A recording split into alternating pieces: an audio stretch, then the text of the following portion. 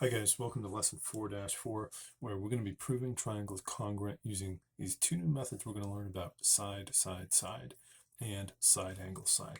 In our last lesson, we learned that if you prove all 6 components of a triangle, all 3 of the angles and all 3 of the sides, if you prove them congruent to another triangle, then you've proven those triangles are congruent to one another. But now we're going to learn that you don't need all 6 pieces. You can get away with just 3 if you have the right 3. Okay, so when we're done this lesson, we're going to be able to use this side, side, side postulate to prove whether or not 2 triangles are congruent, and we're going to learn another one, side angle side, and we're going to be able to use that as well. We got some new vocabulary here: included angle. Okay, now if I had a triangle, I'm just going to call this triangle ABC. Okay, and if I told you that I had sides AB and sides AC, okay, I'm going to just highlight those, AB and AC.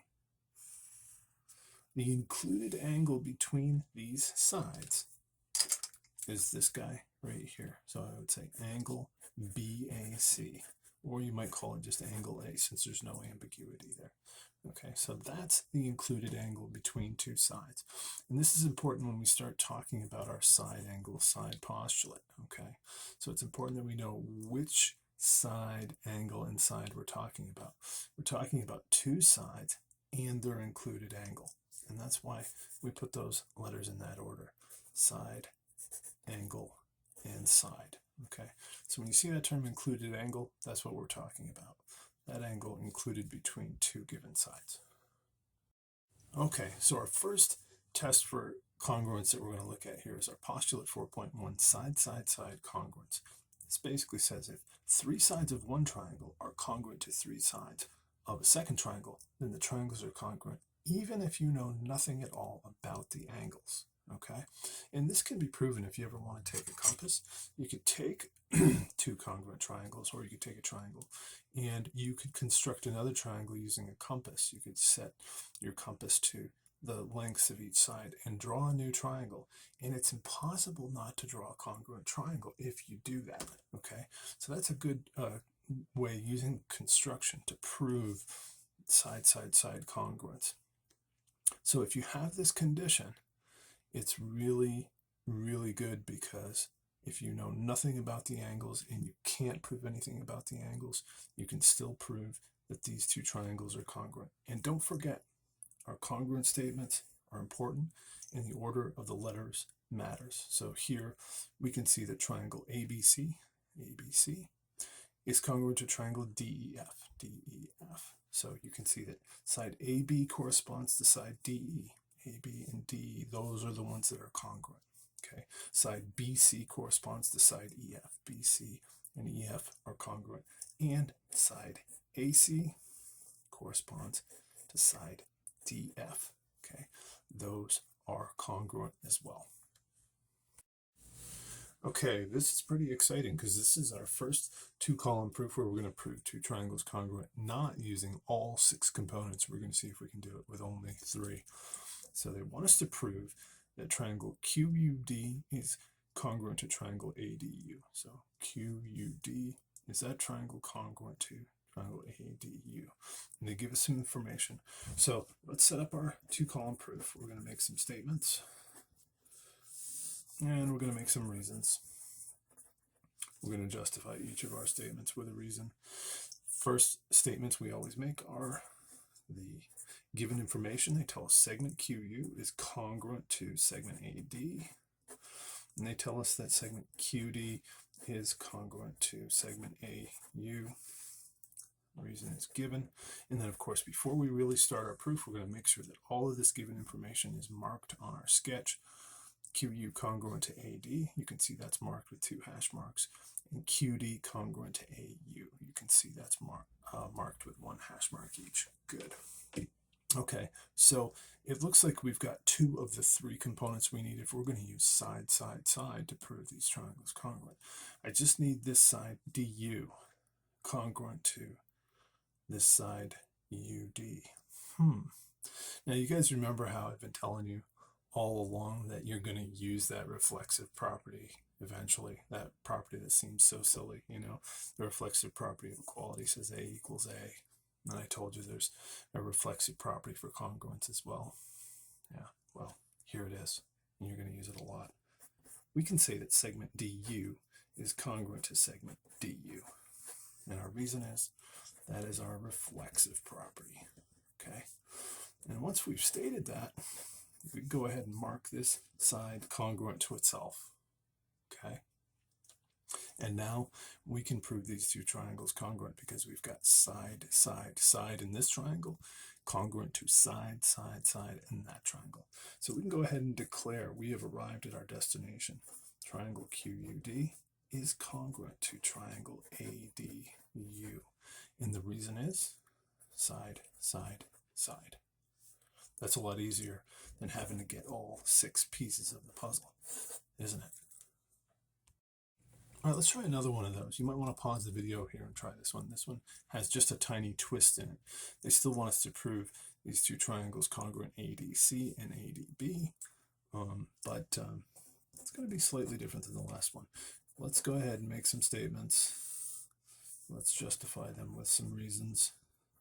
Okay, and what do they give us here? They give us that segment AC is congruent to segment AB. Good, that's our given. And they also tell us that D is the midpoint of BC. Okay, that's also given. Okay, let's go ahead and make sure everything is marked on the sketch. The fact that segment AC is congruent to segment AB, I'm going to mark that. Good.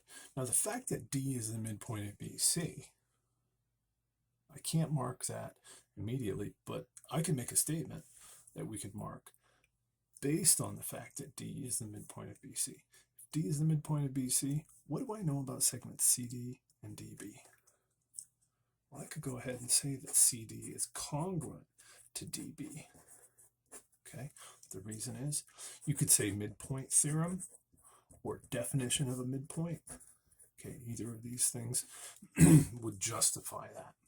Okay, and if CD is congruent to DB, now I can go ahead and mark that on my sketch. Good. All right, is this starting to look like the last problem now? Is there some property that I promised you would eventually use in geometry that you'd like to use here? Would you like to say that segment AD is congruent to segment AD? Okay. The reason?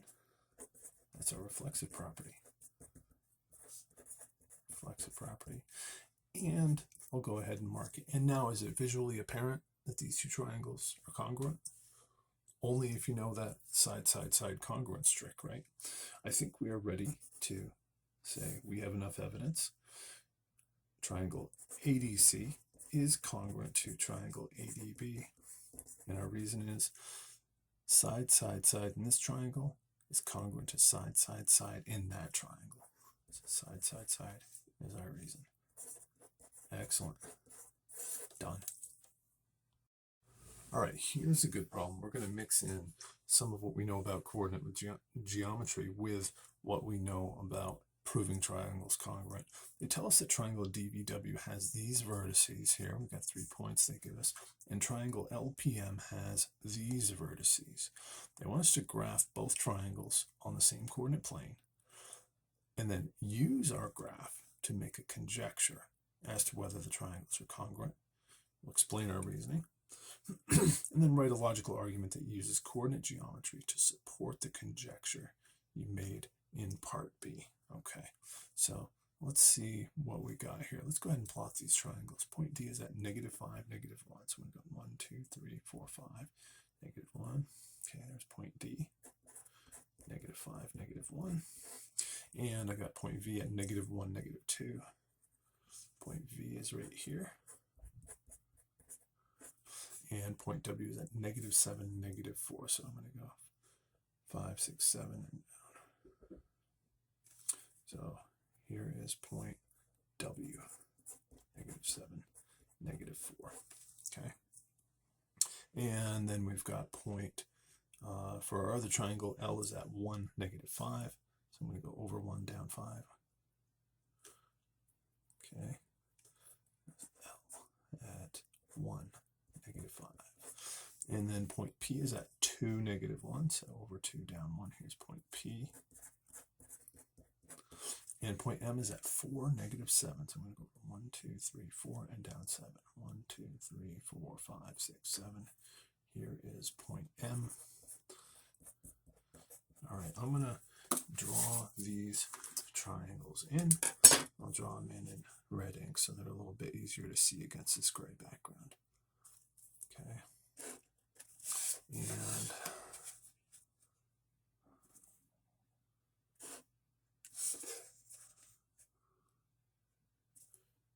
there's one triangle. There's triangle DVW. And here's triangle LPM. Okay. I haven't told us if any of these sides are congruent. They haven't given us any given information. Well, actually, they did give us some information. They gave us these coordinates. What can we do with them? Okay. So,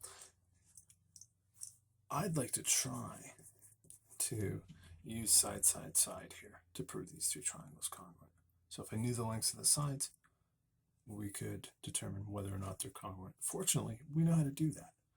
We have got our distance formula, right? I'm going to show you a shortcut because I know some of you are shuddering. You're saying, hold on, I got to do the distance formula 6 times. I got to do distance formula between W and D and D and V and V and W, and then L and P and M and L and M, and compare them all. Okay, well, sure. However, there's a shortcut. Distance equals the square root of, remember, it's x2 minus x1 squared plus y2 minus y1 squared. Okay, but I showed you guys a shortcut. X2 minus x1 is, we call it delta x, right? And y2 minus y1 is delta y, or change in y. Okay, and is it safe to say that if this side, let's just say we suspect this side is congruent to that side, if this side has the same delta x and delta y as this side, do I really need to plug it into the distance formula and crank it out? If the delta x's and delta y's that you put into this formula are the same, the distances will be the same, and you can go ahead and conclude that those segments are congruent. So let's take a look at that. I'm going to just draw some of these triangles, some of our delta y, delta x triangles, like out here. I got this right triangle hiding. I got one there, and I got this one here. Okay, that'll help me pick up those delta x's and delta y's. I'll do the other one in blue so we keep them straight. Okay, so boom, boom. All right, I'm going to go ahead and take a look at this and say, here I know my delta y is 3, and here my delta x is 2 for this triangle. Okay, over here I see that my delta x is, let's see, 1, 2, 3, 4, 5, 6, and here my delta y is 2. Right here for this side, delta y equals 2, this guy right there. And here I've got a delta y of 1.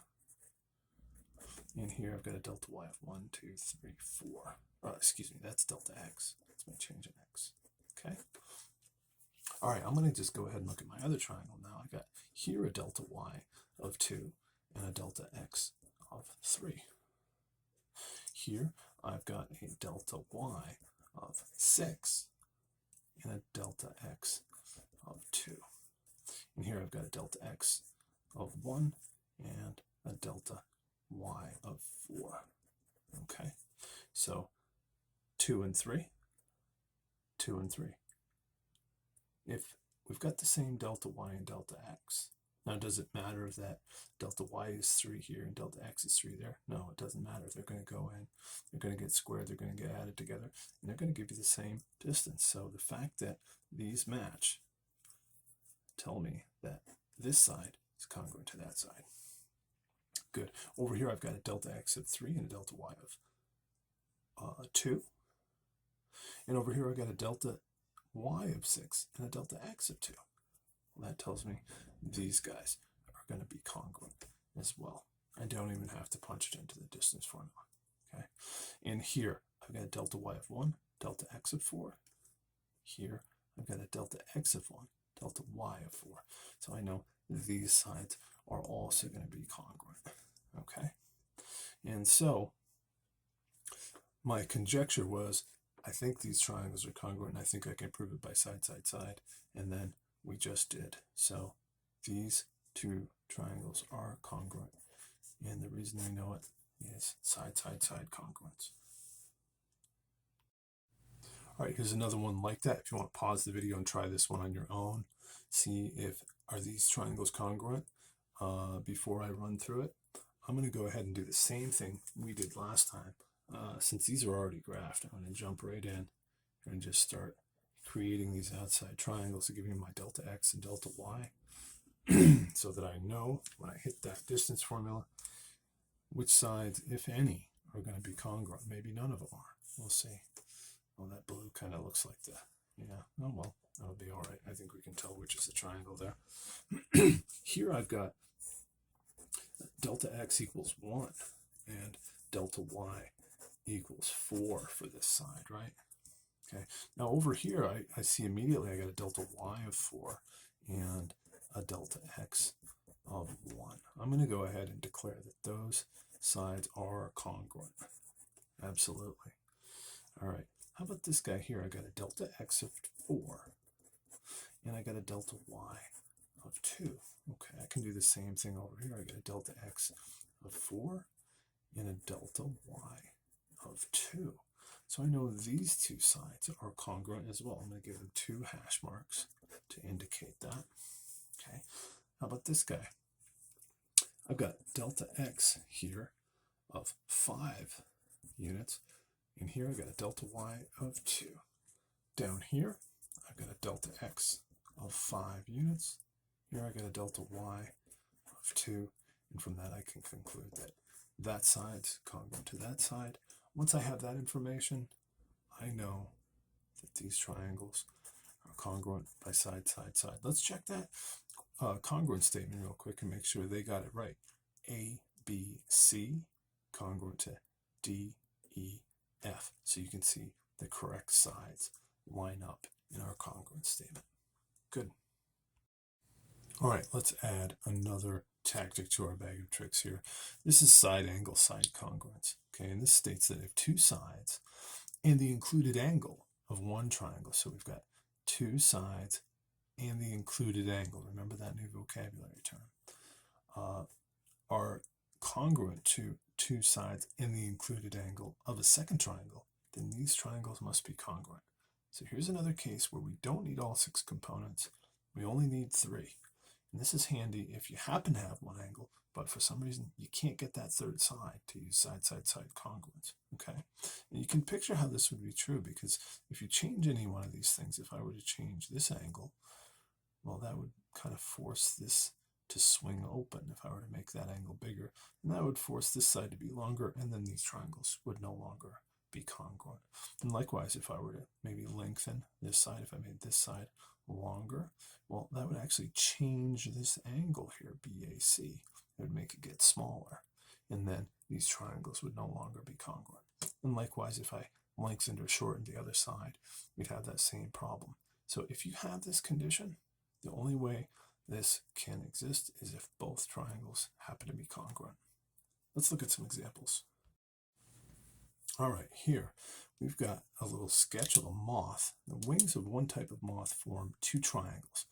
I want us to write a 2-column proof to prove that triangle FEG is congruent to triangle HIG if segment EI is congruent to segment FH and G is the midpoint of both EI and FH. Okay, let's go ahead and write some statements and some reasons. We got to give reasons for each of our statements. You got to justify what we're talking about. And what are we being asked to prove? I want to put that way up top. Remember, we always want to keep that.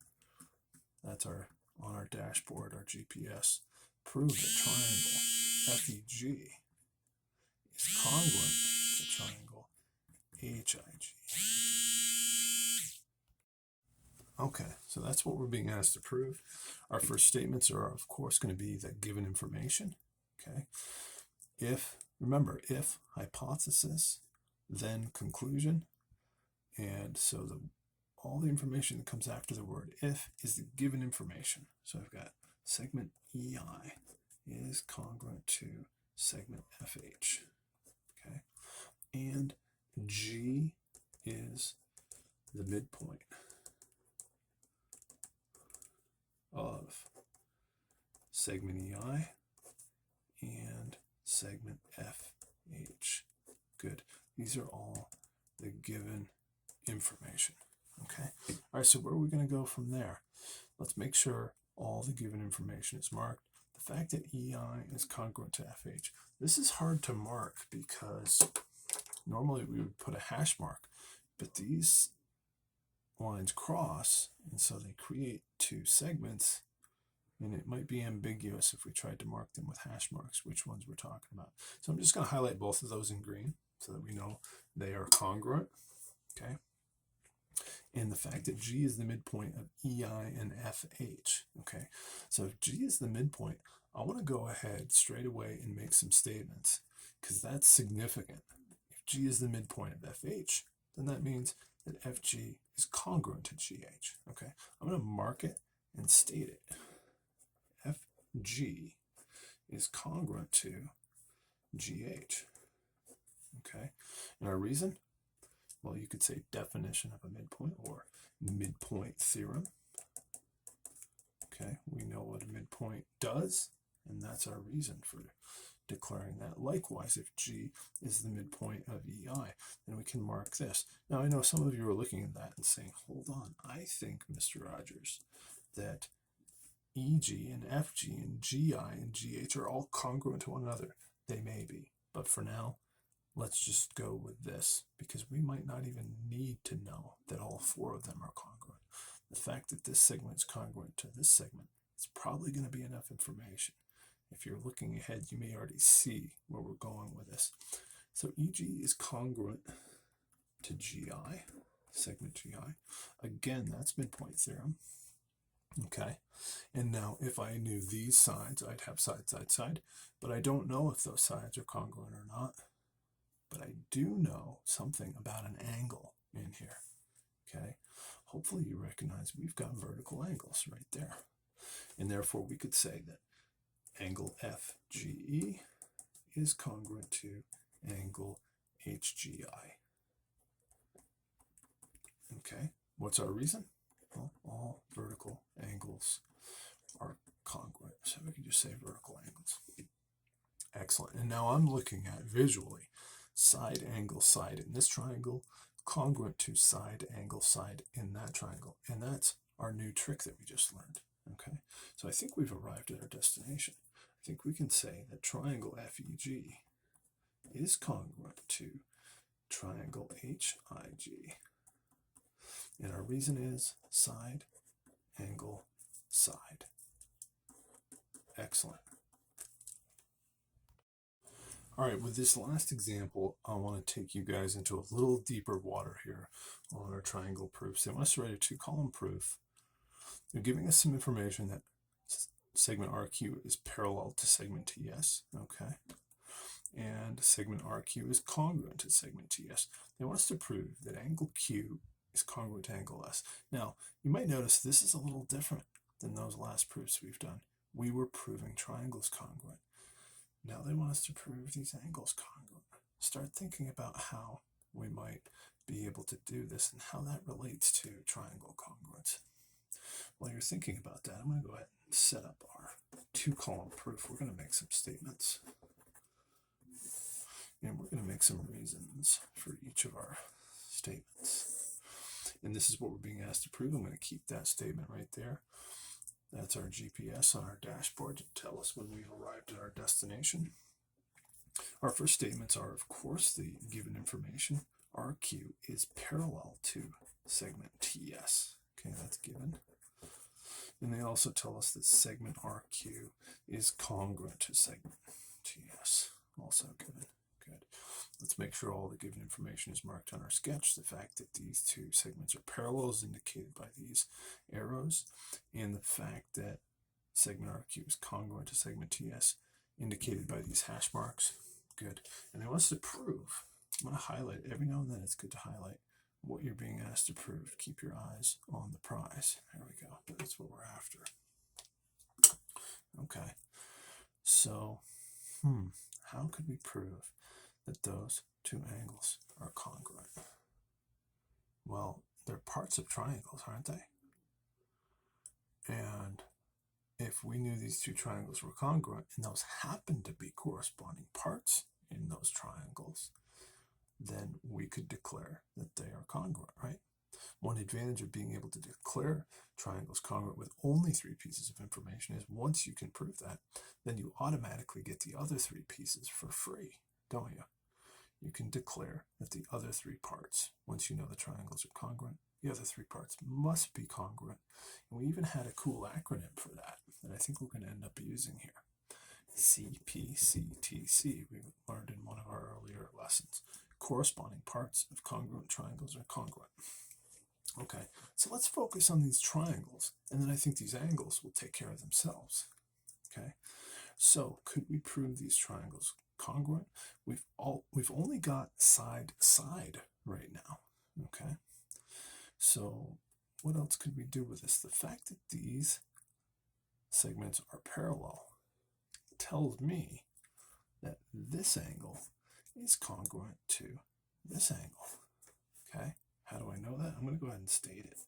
Angle QRT is congruent to angle STR. How do I know? What's the relationship between those angles with respect to these parallel lines? They are alternate interior angles. Okay.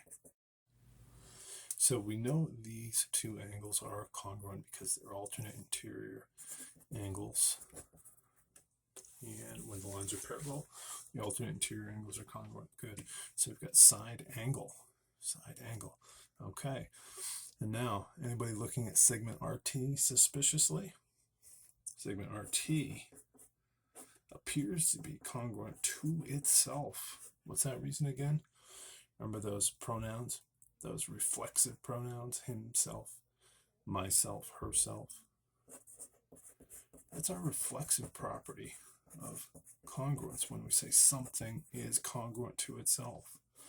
Okay, and so we can go ahead and mark that. RT congruent to RT. Now look what we've got. Side angle side congruent to side angle side. And that's our new trick that we learned, right? So I think we're ready to declare these triangles congruent. Okay, I could say that triangle QRT, let's get the letters in the right order here. QRT is congruent to triangle STR. And my reason? Side angle side. But that wasn't actually what we were asked to prove, was it? We were asked to prove that these two angles are congruent. But those angles do in fact appear to be corresponding parts in these congruent triangles. So I believe we can go ahead and say that angle Q is congruent to angle S. And my reason? CPCTC. Corresponding parts of congruent triangles are congruent. Okay? Good. All right. I hope you guys found this video helpful. Thank you for watching, and look forward to working on these with you.